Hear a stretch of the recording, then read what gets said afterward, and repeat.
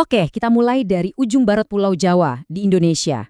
Di sana ada sebuah tempat yang kelihatannya seperti surga di bumi, namanya Tanjung Lesung. Tempat yang tampak sempurna, tapi ternyata di balik namanya itu tersimpan sebuah rahasia kelam.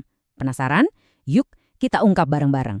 Coba deh bayangin garis pantainya itu punya pasir putih yang super halus bertemu dengan air laut biru jernih yang tenang banget.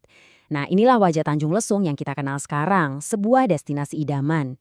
Tapi seperti yang akan kita lihat sebentar lagi, ketenangan ini sebenarnya menyimpan gema dari masa lalu yang, wah, cukup bergejolak. Tapi, coba deh perhatikan namanya. Tanjung Kali Lesung. Lesung itu kan alat penumbuk padi ya, benda yang biasanya kita temukan di dapur atau lumbung. Agak aneh nggak sih kenapa sebuah surga di tepi laut ini dinamai seperti alat pertanian yang begitu sederhana? Nah, jawabannya ini membawa kita ke sebuah legenda kuno yang cukup kelam. Untuk memecahkan misteri nama ini, kita harus mundur jauh ke masa lalu, ke sebuah legenda yang bisik-bisiknya masih hidup di antara masyarakat Banten. Ini adalah kisah tentang kesombongan dan murka alam yang tersembunyi di balik deburan ombak. Nah, ini penting banget untuk kita pahami. Bagi masyarakat Banten kuno, alam itu bukan sekedar pemandangan. Laut itu punya kekuatan, dan ada semacam keseimbangan kosmik yang sakral dan gak boleh diganggu. Kalau sampai melanggar keseimbangan ini, sekecil apapun, akibatnya bisa bencana. Dan ya, aturan inilah yang sebentar lagi akan dilanggar. Jadi kisah ini berawal dari sebuah pesta. Pesta yang begitu megah namun di baliknya tersimpan benih-benih kesombongan yang akan memicu sebuah malapetaka besar. Jadi ceritanya, ada seorang bangsawan kaya raya yang lagi menggelar pesta pernikahan untuk putranya. Bayangin aja, pestanya itu mewah banget. Makanan melimpah ruah sampai tak tersentuh. Alunan musik gamelan terdengar sampai ke seberang lautan. Sebuah perayaan kemewahan yang ternyata dibangun di atas kesombongan. Nah, disinilah akar masalahnya. Di tengah semua kemewahan itu, orang-orang miskin yang datang yang cuma berharap dapat secuil makanan, malah diusir dengan hinaan. Dalam pandangan masyarakat Banten waktu itu, ini bukan sekedar tindakan kejam loh. Ini adalah pelanggaran berat terhadap hukum alam. Mereka telah menggoyahkan keseimbangan kosmik. Dan ya, kalau keseimbangan sudah diganggu, alam pasti akan merespons. Inilah momen yang memicu sebuah kutukan yang akan selamanya terukir di daratan itu.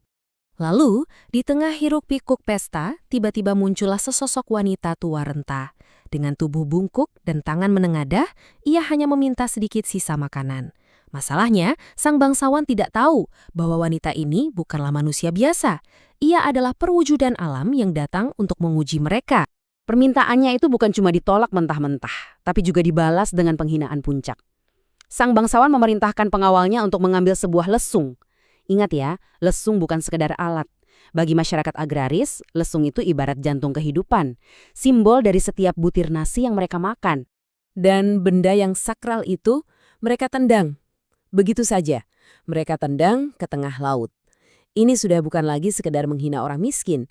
Ini adalah penghinaan terhadap kehidupan itu sendiri. Dan alam menyaksikan semuanya. Dan seketika itu juga, alam menjawab. Bukan lagi dengan bisikan, tapi dengan amarah yang menggelegar. Pesta kesombongan itu akan menemui akhirnya. Semuanya terjadi begitu cepat. Langit yang tadinya cerah mendadak jadi hitam pekat. Laut yang tenang tiba-tiba mengaum marah. Lalu dari cakrawala muncul dinding air raksasa yang menelan segalanya. Pesta, desa, dan kesombongan mereka dalam satu sapuan dahsyat.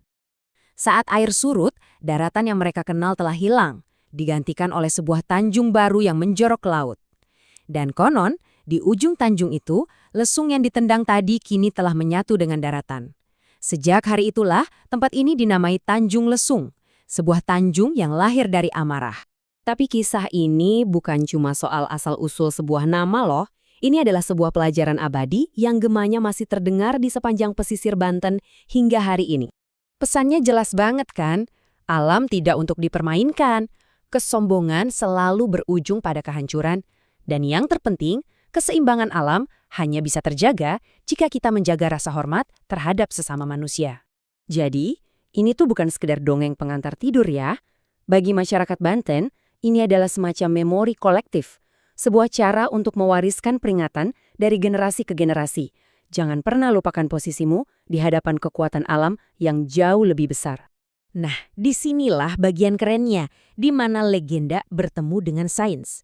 Wilayah Tanjung Lesung itu kan persis berada di Selat Sunda, salah satu zona geologis paling aktif di dunia, dengan ancaman tsunami nyata dari Gunung Krakatau. Legenda tentang gelombang besar dan daratan yang berubah ini ternyata bukanlah fantasi. Ini adalah kearifan lokal, cara nenek moyang mereka mengemas data seismik dan peringatan dini tsunami ke dalam sebuah cerita yang tak akan pernah lekang oleh waktu. Maka dari itu, lain kali kita memandang keindahan Tanjung Lesung, ingatlah bahwa kita tidak hanya melihat pantai. Kita sedang menatap sebuah lanskap yang dibentuk oleh amarah alam, sebuah bukti abadi di mana keindahan dan bahaya hidup berdampingan, dan diikat oleh sebuah legenda.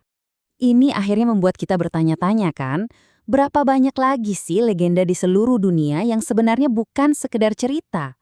Mungkin itu semua adalah data, peta bahaya, dan manual bertahan hidup dari masa lalu yang disamarkan sebagai mitos.